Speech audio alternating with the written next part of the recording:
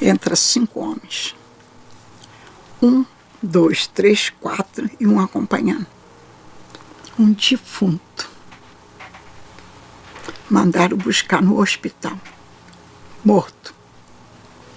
E levaram para a igreja. Chegou e botaram assim na frente do púlpito. Vamos que isso aqui é o púlpito.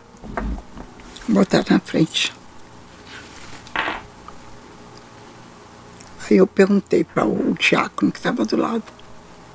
O que é isto? É uma prova para vocês. Se vocês são mulheres, são pastoras, a Assembleia de Deus não tem pastora, então você vai ter que ressuscitar esse defunto. Você já foi colocado à prova de um jeito que parecia impossível? A pastora Antonieta Rosa viveu exatamente isso.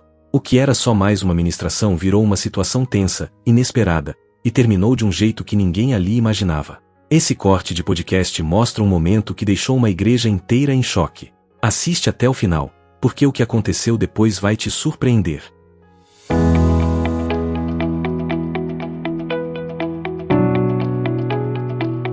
Eu pregava em tudo quanto era igreja. E eu fui convidada para pregar no Acre.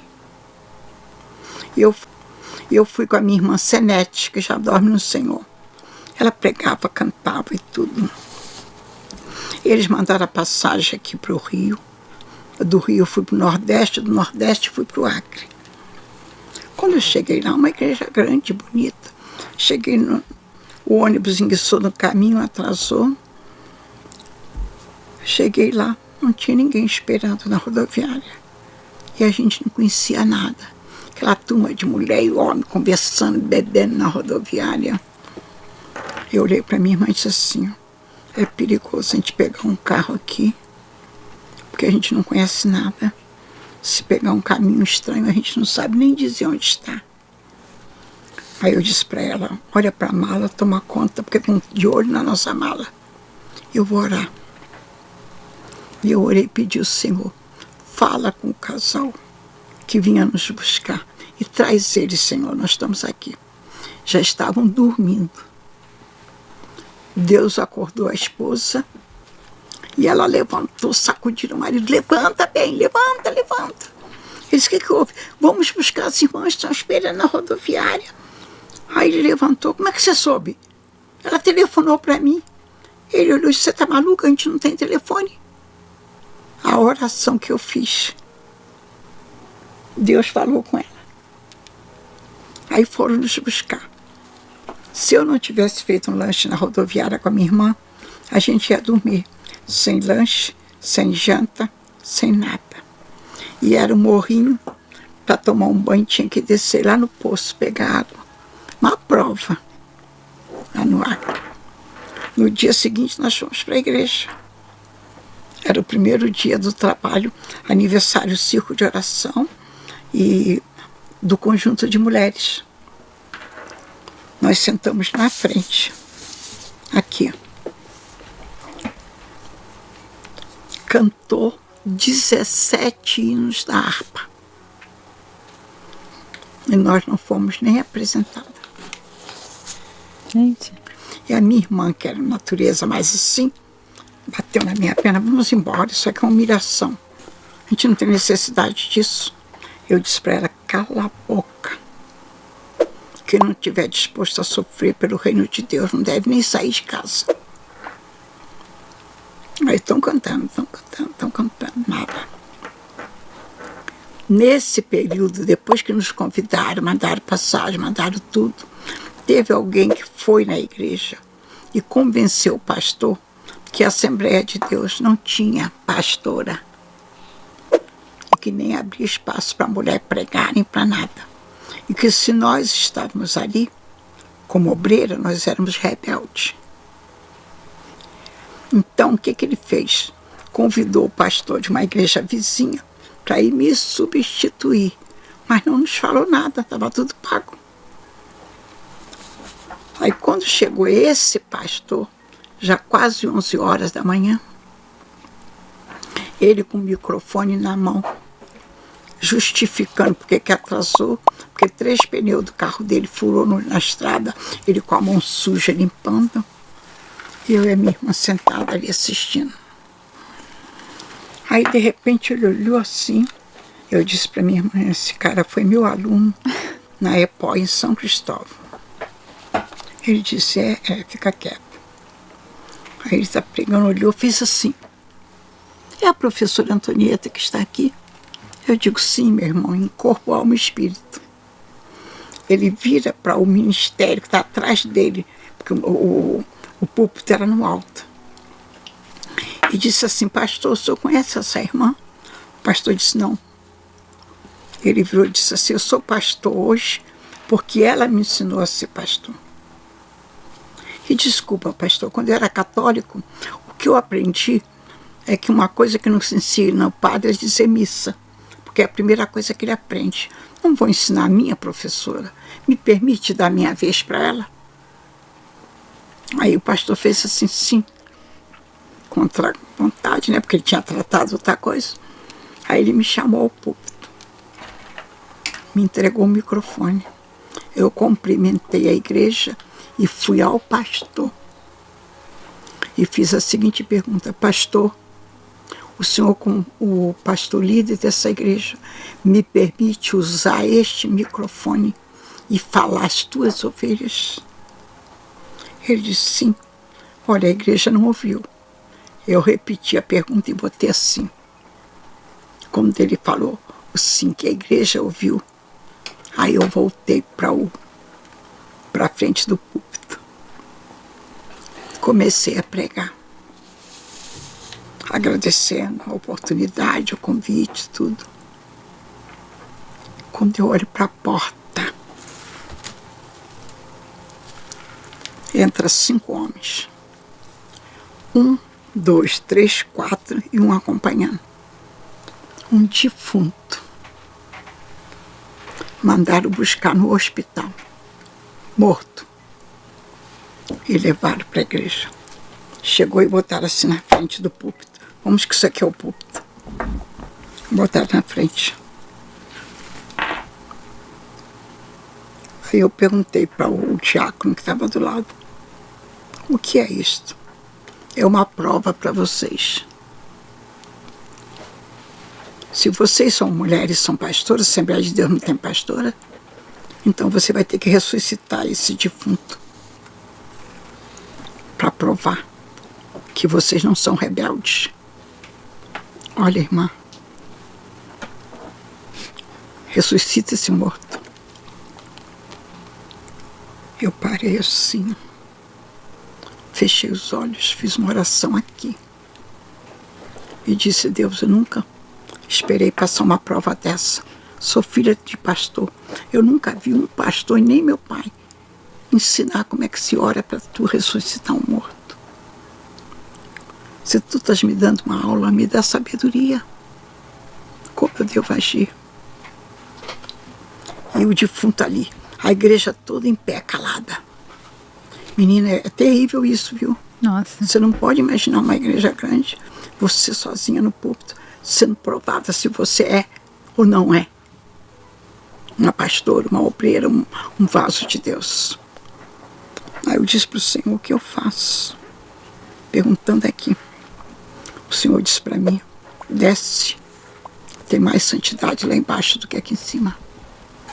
Aí eu desci, chamei a minha irmã e disse, fica aqui nos pés. Eu fico na área da cabeça. O Senhor disse, não põe a mão. Prepara a igreja. Eu pedi que a igreja toda levantasse a mão e fizesse oração silenciosa. E eu orei e pedi ao Senhor, devolve a vida deste homem, porque eu sou tua serva. Prova que tu estás comigo e que eu te sirvo em verdade. Aí o Senhor disse, não põe a mão. Ordena que o espírito de vida volte e o espírito de morte saia. Eu orei e ele começou a mexer os olhos aqui. Aí o diácono olhou assim, e ele está mexendo os olhos. Eu disse, fique quieto. Eu olhei para ele, perguntei o nome dele, chamei e disse, diga glória a Deus. A voz não saía. Eu disse, em nome de Jesus, diga glória a Deus. Ele, glória a Deus. Eu digo mais alto.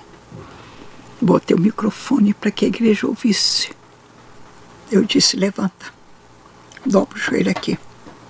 Vou agradecer a Deus pela sua vida. E apresentei para a igreja, está aqui, vivo. Deus batizou ele com o Espírito Santo. Ele saiu correndo pelo meio da igreja toda na volta. Eu pensei que acabou. Aí o rapaz levou, sentou ele. Eu fui continuar a mensagem. Quando eu olho para a porta, vai entrando uma família, marido, mulher e filho. Um garoto de 10 anos. Aí eu olhei para a irmã e perguntei, isso aí é outra prova para vocês. Ai, gente. Mandaram buscar em casa.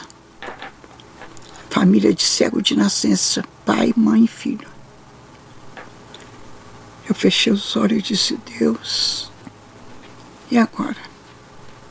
Eu nunca vi nem ninguém orar por cego para receber vista. Eu fechei os olhos. Aí uma voz veio assim no meu ouvido. Filha, o que o cego vê?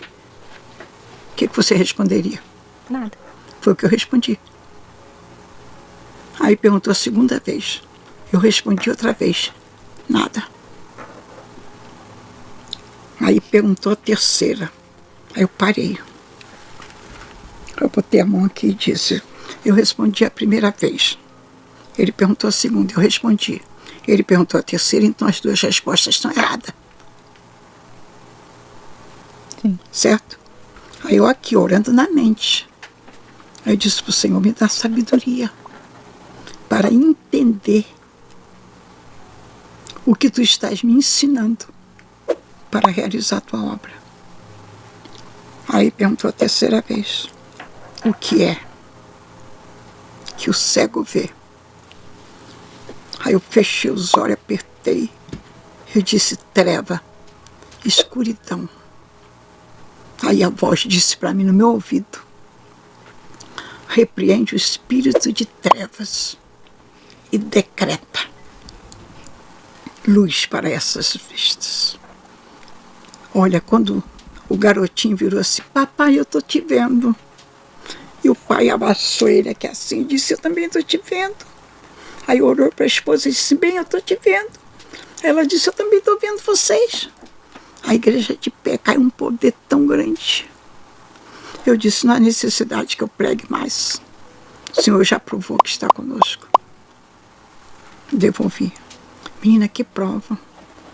Aí foi pro almoço. Farofa, daquela farinha grossa do Nordeste. Eu não sei que bicho que era, se era carneiro, se era que eles botaram numa fogueira assim.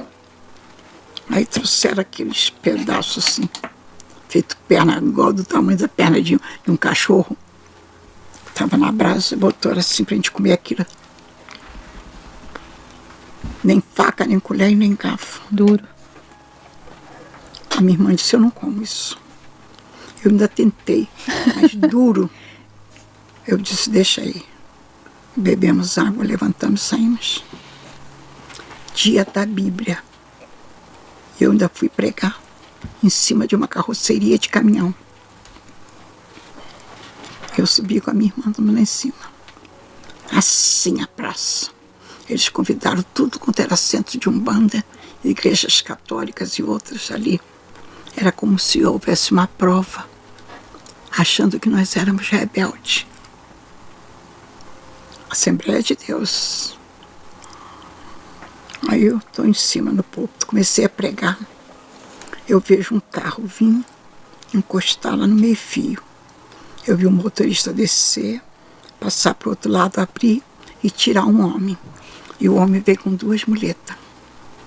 E ele segurando, trouxe-se para o meio da multidão. Aí o Senhor falou comigo no púlpito, em cima da carroceria. Está vendo esse homem? Eu vou salvar e vou curar. E ele será para você e para tua irmã o que Zaqueu foi para Jesus e os seus discípulos. O Senhor falou comigo lá em cima da carroceria. Aí eu virei para um diácono que estava em cima e disse, traz aquele 2 homens mais para frente. Aí ele parou assim numa distância. Eu pedi, tira as muletas dele. Eu disse para ele, olha para mim, diga glória a Deus. Glória a Deus não saía. Quando saiu, eu fiz ele falar 7 vezes, glória a Deus. Eu disse, me dá as muletas. Peguei as muletas, joguei em cima da carroceria. E disse, olha para mim, levante as 2 mãos, aceita Jesus. Ele disse, aceito. Eu disse para o Senhor, visita ele do alto da cabeça até os pontas dos pés. Em nome de Jesus, vem dando glória a Deus até aqui à frente. A perna dele começou a movimentar. E Jesus repreendeu a paralisia. Eu disse, volta lá. Fiz isso 3 vezes, em nome do Pai, do Filho e do Espírito Santo. O poder caiu. Amém. Jesus libertou. O que estava com ele era filho dele. Aquilo foi resultado de um acidente de carro. Aí o homem não me deixou. Não, vamos lá em casa para a senhora fazer uma prece dessa pela minha família, está tudo em casa, nós vamos almoçar, eles não almoçam enquanto eu não chego. Foi a comida que nós tivemos. Eu pedi permissão, pastor, fui com eles, menino, numa casa de luxo. Graças a Deus. Era o 2º homem mais rico da cidade.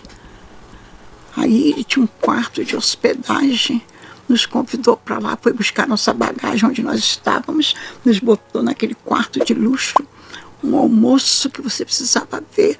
O carro dele passou a ser a nossa condição. Amém. Olha como é que Deus faz as coisas. E depois de tudo isso, fica uma pergunta para a gente refletir. Até onde iria a sua fé se você fosse colocado à prova assim?